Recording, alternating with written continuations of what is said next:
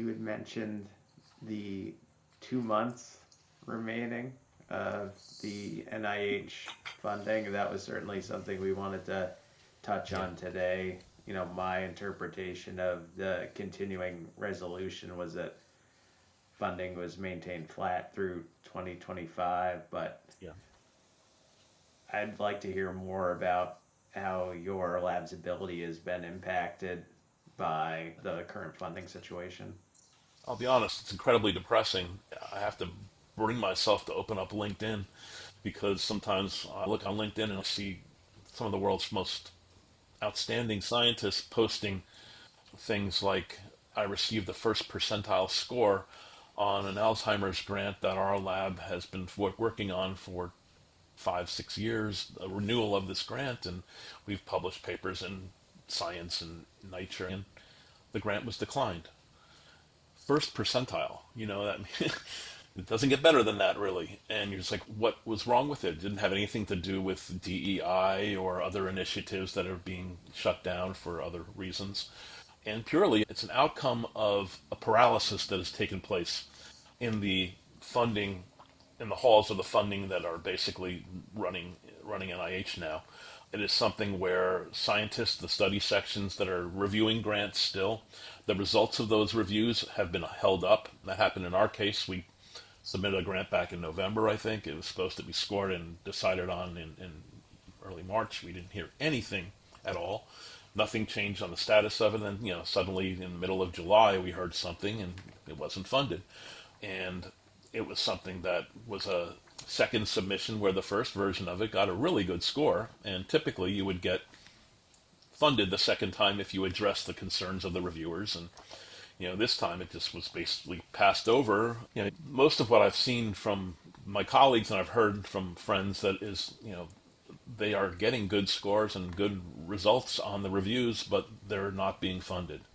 And that used to not be the case. If you scored within a certain percentile range that was considered a cutoff for funding, you were pretty much going to get that money. You can pretty much be sure you'll get that money. Now, if you're on the borderline, you never really know. But if you're very confident, like first or second percentile or eighth percentile, you were pretty sure you would get that grant. And now you really are devastated because, and to me personally, what's been rough on our lab is not so much that we've not had specific grants funded. It's the uncertainty of whether or not we continue to put in those grants and continue to put in other ideas that we want to go fund, whether or not they're going to stand any chance whatsoever. This paralysis that has overcome so much of whether or not grant is going to be considered, whether or not it's going to be fairly reviewed, is something that I think comes out of the fact that the HHS, that Robert Kennedy led a shutdown of 10,000 people at NIH that worked there. 1,000 of them were actually rehired because they were fired by mistake. Those type of things affect how grants are reviewed, how many people are available to help. And the scientific infrastructure, like proteostasis, you start messing around with that and things are going to go bad because it is a delicate infrastructure that leads to funding and leads to the continuation of findings from one group around the world leading to discoveries from others, especially when you've been working on projects multi-years. And those are things that if there's no good reason scientifically to suggest that something is amiss or something is not going in a good direction, helping to further our understanding of a disease or leading toward a therapeutic, then you're like, why is this not being considered or funded at all? And there's not a good answer to that, to be honest. No one, I've heard a good answer from the administration, from people involved with why have cancer grants, for example, gone from 1 in 9 being funded, which already is probably too low in my opinion, to 1 in 25 at the grants that are in National Cancer Institute. Most of us are not in disagreement that we need to stop cancer. And I feel the effect on our lab has been the uncertainty. I'm fortunate that I teach freshman honors biology here at the University of Alabama, which has an amazing population of students. These are primarily, National Merit Scholars. More than half of my class is National Merit Scholars. My class is typically 100 students. These kids could have gotten in anywhere they wanted to, but Alabama gave them a better scholarship. Because when I teach that population, I get them and see them as one of the first classes. And I often get my pick of the litter of who I was hoping to join my lab here. And those students are the best of the best in high school, and they continue usually to be the same in college. It's hard for me right now, it's the beginning of the semester. I'm starting to get inquiries to join our research team.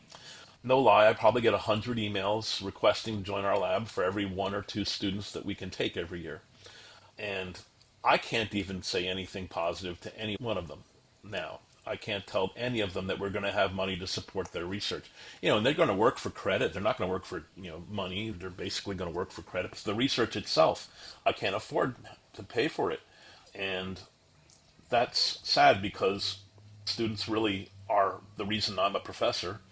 And at an undergraduate, primarily an institution, we have PhD students, of course. I love teaching. I love being with students and seeing them reach their goals.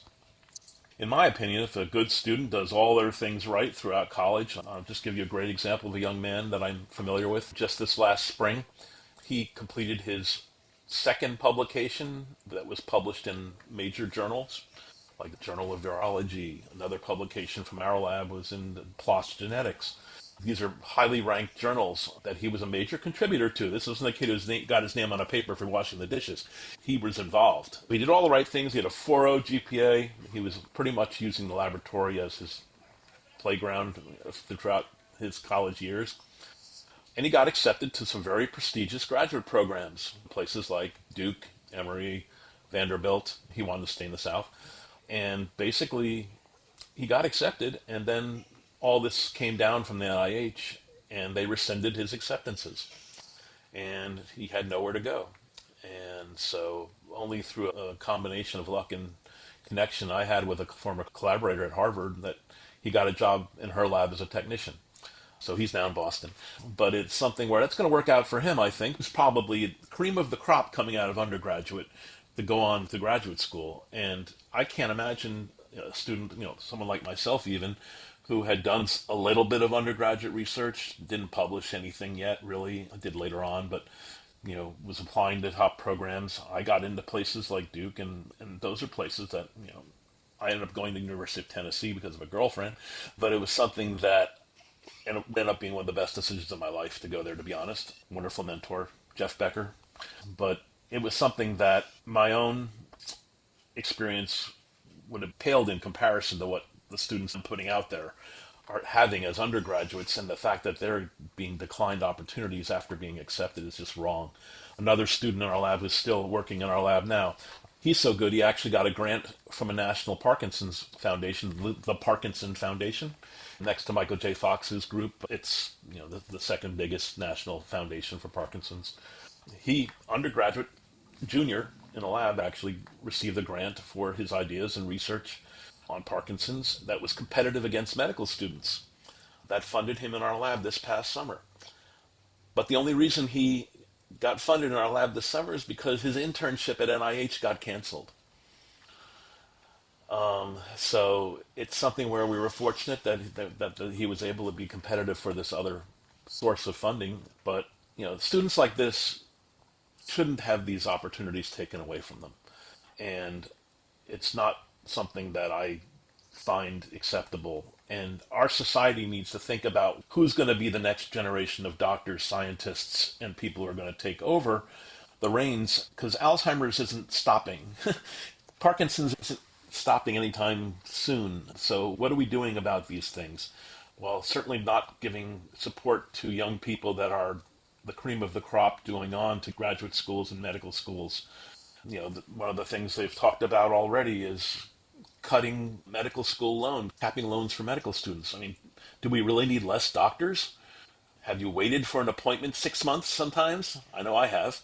It's something where, have you been to emergency room? We need more doctors, and we have the talent pool here in other places that are dying to get into it. So we can't be a society that cuts these things indiscriminately or ties them to some agendas that have nothing to do with disease or trying to find cures for disease, but have more to do with either political preferences or ignorance to understanding how much goes into making a discovery, making a breakthrough, how many people and how many labs around the world come together to lead to a result that is meaningful, that will advance things. And I can tell you that delays are devastating. Even the slightest delays are devastating. And we know this from COVID. COVID was the real test case for what happens when you're running an active biomedical research lab and you've got to shut it down. Students can't work in it. You can only work from home. What happens when I shut it? Well, it devastates what's going on for not just for the time during COVID, but for the next 2 years. It took us 2 years to recover just growing up animals, all the freezers that were abandoned because of some problems. And we were just one lab. This is happening across the country, across the world, you know. But that was kind of understandable. It was a pandemic, but we don't have a pandemic right now, not yet at least. And but we're putting on the type of changes that are being done to manage scientific research are pandemic-like in terms of its effect on how we're able to accelerate our discoveries. And it's really bad when you have these delays because you do kind of often have to go back to the starting point, regrowing animals from the get-go, that those things can take months and months. And so I don't think people are thinking through what the effect of these policies are. And you brought up how the continuing resolution basically is covering the end of 2025 funding. And what I've been hearing from folks that are considering, we're hoping their grants at the end of 2025 would be funded now that continuing resolution is happening still, basically, is that they're already out of money. It's already done. There's nothing left. So what's been funded is funded, and that's it. So what maybe things will get better in 2026? Well, not really if you're looking at what's been forecasted. In the budget from President Trump to the Congress, requested a 40% cut to all NIH funding. It's actually worse for National Science Foundation funding. And so 40% cut, think about taking 40% out of your bank account and not having it the next day. I mean, it's something that is going to devastate people, and that hasn't even happened. And so, and it may not happen. We hope not. I know for a fact that one of our senators here in Alabama, Katie Britt, is one of a small group of Republican senators that have come together to try to reverse these proposed cuts. She's one of 13 Republican senators signed on to work with the Appropriations Committee in the Senate to reverse the idea of having cuts to NIH, and actually they want to increase NIH funding. Not much, but a little bit. Not nearly enough to keep up with inflation, but it's better than a 40% cut. So there are people in places. Katie happened to be one of my former students. Oh, wow. And one of my wife's former students who actually had taken a course on understanding the Human Genome Project back when she was, it's 20 years ago. But so I know she gets science. No matter what she may vote on other things, she gets science. She understands it and the importance of it. I'm glad to see that she's leading that. I hope that more people will be open to reaching across the board. Science in general, especially biomedical research, has rarely been a partisan issue. Most people will always say, 90 people, you ask 90% of the people, they think we should spend more money on disease research. We need to cure these things quicker. But I think there's been a narrative that much money is wasted or things are too irreproducible. Narratives that are based on very rare examples or very specific things that don't account for over 90% of what's happening with the research dollars. And so something needs to change in the awareness among our legislators to understand that the impact of this. But what they listen to is when their constituents will stand up in these town halls and say, hey, why are you doing this? I didn't vote you in to cut Alzheimer's research. Go build a wall if you want, but I didn't vote you in to cut cancer research. So I think that they need to hear those things and recognize what's happening and that is not what their constituents want. And the constituents are hopefully listening to shows like your own here and spreading the word to their families, etc., that we need to make it clear that this is something that's not acceptable to us as voters. Absolutely. you touched on a few of these issues, but there's so much getting in the way of science right now in terms of legislation, funding reductions, inflation. How could you possibly come up with strategies to maintain the momentum that you have in your lab and try to boost productivity? Like, I Yeah. don't even know how you would approach something like that. Well, it's something where I think most people think private philanthropy and industry partnerships are an answer to this, and they certainly help. But anybody in the scientific field in academia knows that the vast majority of all funding comes from the government. And that if you're fortunate enough to entice a company to be interested in your research, and I've been part of biotech companies in terms of collaborative research agreements, one in Boston, one in Australia, and you know that type of funding source is good. It does usually have lots of strings tied to it. So some of your ideas or some of your hopes with where that research might end up, end up being either, you know, patenting ends up being quieting something, or they end up not, thinking it's going to lead to a profitable product and that gets dropped. So those kind of things are the reality of working with industry to get funding. But that's one way to keep yourself going in case maybe things will change. Sure. I do think that even though we work on a system that it might be considered basic in some folks' vocabulary, scientifically, we certainly have proven that the worm model is translational in that things that we discover in the worm hold true in models of Alzheimer's and Parkinson's. And these are papers published in Science magazine from our lab, not patients, not small discoveries. These things have held true with our models, and I think that if companies and other collaborators are interested in working with us toward more translational goals, we always are happy to do that because that's something we do believe in, we want to do, our own personal priority, but it's something we work with collaborators. If they have certain molecules they like tested in our worm model or something, we are happy to do that.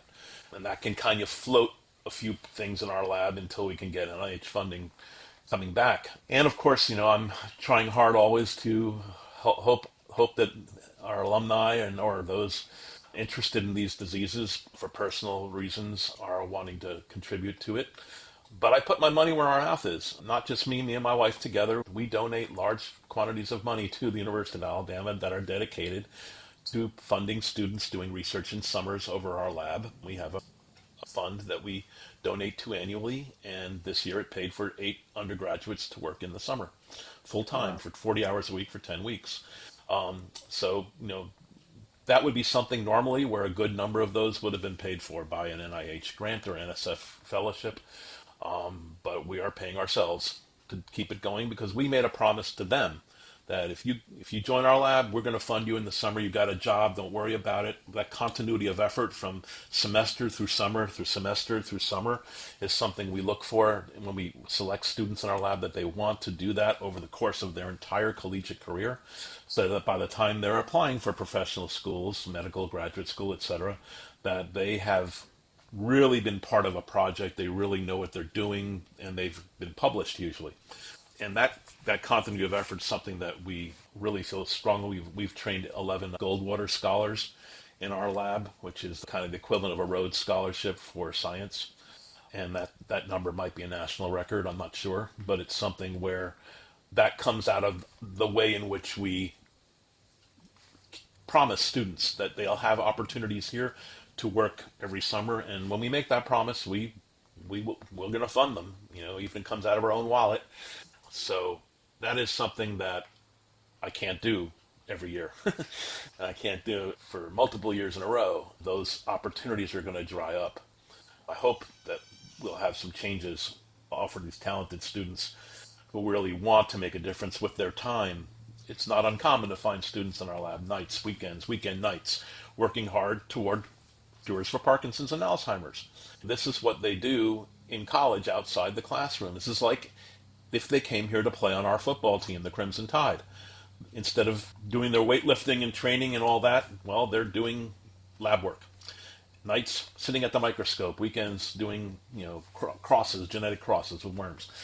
That's what they do, and that is what we believe in can be an exceptional experience in training them. But it costs money, and that money usually comes from tax dollars. It's amazing that you did that in terms of funding those students and sticking behind them, and I'm sure they can't thank you enough for that. Thank you. I appreciate that. I don't know how rare we are at that, but it is something that we've done really since the first year we came here. We've always believed that the best way to invest in yourself is to invest in our students. And it's borne fruit for many years, and I feel that it's something that I'm happy to do, but heck, we have too many students to be able to afford it. Yeah. I really appreciate your time today, and I know we're already running past what you promised, so I wasn't sure if there was anything you wanted to touch on before we wrapped up.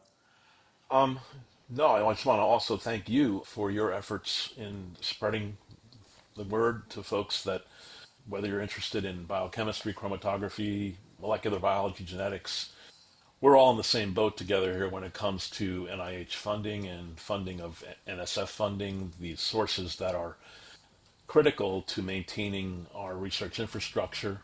Companies like your own that generate some of the key equipment that allow scientists to do our jobs well is something that breaks my heart when I get contacted from somebody that I really need a piece of equipment from, and I know there's no way I can afford it.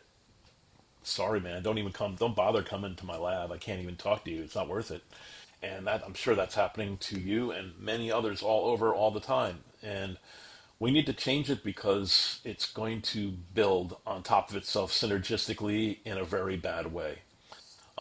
And I'll leave everybody with a thought that we've talked here for a few, good amount of time. Every 65 seconds, someone is diagnosed with a new case of Alzheimer's.